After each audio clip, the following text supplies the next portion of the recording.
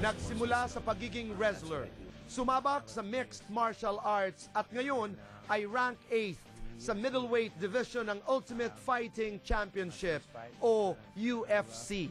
Ang kinikilalang Filipino wrecking machine magpapakitang gilas naman sa kanyang Pinoy fans. Kaibigan Mark Muñoz, welcome to the show.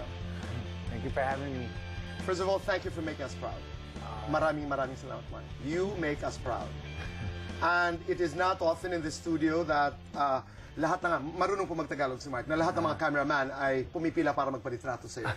That's a testament of how popular you are in the country. Mark, you know, I just met you 10 minutes ago, and you're such a gentleman. You're a fine young man. Yeah. How do you transform into a ruthless man ready to kill inside that octagon? Yeah, at a young age, I started wrestling, and that's when I was able to take what I've learned inside the wrestling room into competition. So I learned that from wrestling.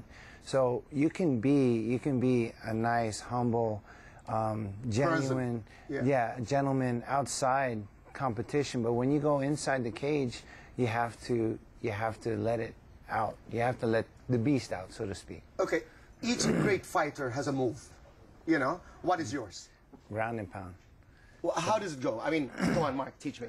Ground and pound. I mean, ground and pound. Just don't hurt me, please. No, I won't. Okay, I won't. So usually it's the guy laying on the ground and I'm on top, you know. Boom. Yeah. So I'm here like this.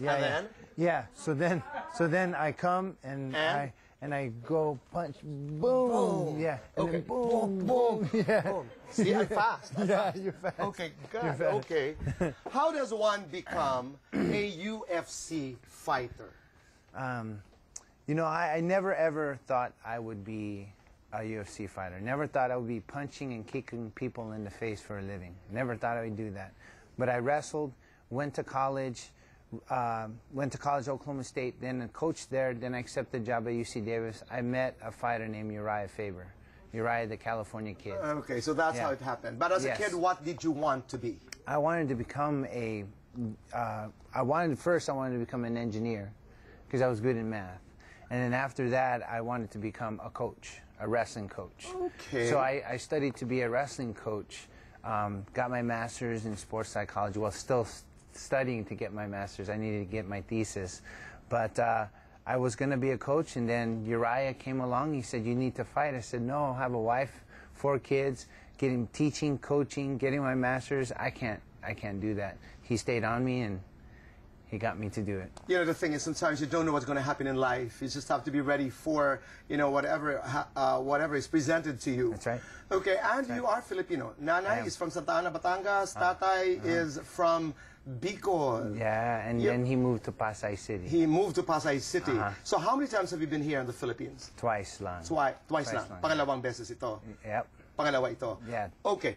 And you are called the Filipino wrecking machine. Every time abroad, I mean, in other countries, when you're asked who is a Filipino, what do you say? Who is a Filipino? Yeah, like, where do you come from? Philippines. I mean, and they say, where is it? Or, I mean, for some who haven't heard about the Philippines yet. And who is a Filipino? What do you say? I say a Filipino is a proud individual representing his country. The Philippines is in Asia, just off the coast of China. And I say the Philippines, they are a genuine, hospitable, resilient people, just like when the storms came. They were resilient and stronger because it came. So I'm very proud to be Filipino, and I let them know that I'm very proud to be Filipino, and I represent my culture proudly. Know in your heart that we are just as proud as you are about you being a Filipino. As a matter of fact, for Typhoon Habagat, you came down and you did your share. Yep, we did. So we raised funds on my website, and we basically joined together with the UFC. They gave us gloves and UFC gear. We sold Team Muñoz gear for donations, and we gave the donations to the flood relief. Mark, every time you get into the octagon, Are there, I don't know if this is even correct, but you know, I would see the fights, some would be so bloody. Do you think about what can happen about you? I mean, before or after the fight, like you can actually die. Or, yeah. Yeah, you know, before I get into the fight, I always say to myself, what am I doing? What am I doing? That, what am I doing? What am I doing this? And then when they introduce my name and I step out there and I'm inside, they lock the cage behind me and I still think, what am I doing? And then the referee says, let's get it on. And then it's gone. And then I go and I do what I've been practicing, what I've been practicing to do. So since I was 13 years old, like you said, we just walk through doors, step out on faith to see what would happen. And I walked through doors, I stepped out on faith to see what would happen with the UFC, with mixed martial arts. And now I'm here today, one of the top fighters in the world. Congratulations. Representing the Philippines. I know last year you just had one fight because you had injuries and you had surgeries. Yes. My question is, because of the injuries, I know you're coming back July this year to fight, what's his name? Tim Boetsch. Tim Boetsch, Yeah. okay. Is he good? Yeah, he's good. No, but I think you're better. Yeah. Okay, so every time you get into the octagon, how do you manage not thinking about injuries, for example? Yeah. So what I like to do is I don't like to think about what can happen. I think about what I can do.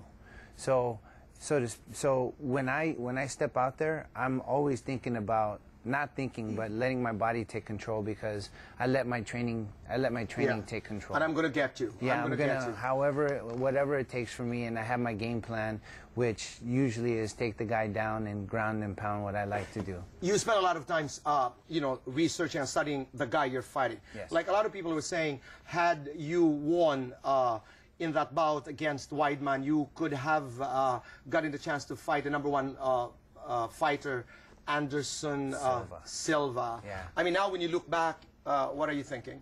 You know, I truly believe that everything happens for a reason. That's true. And that, you know, it wasn't my time, and this is my story.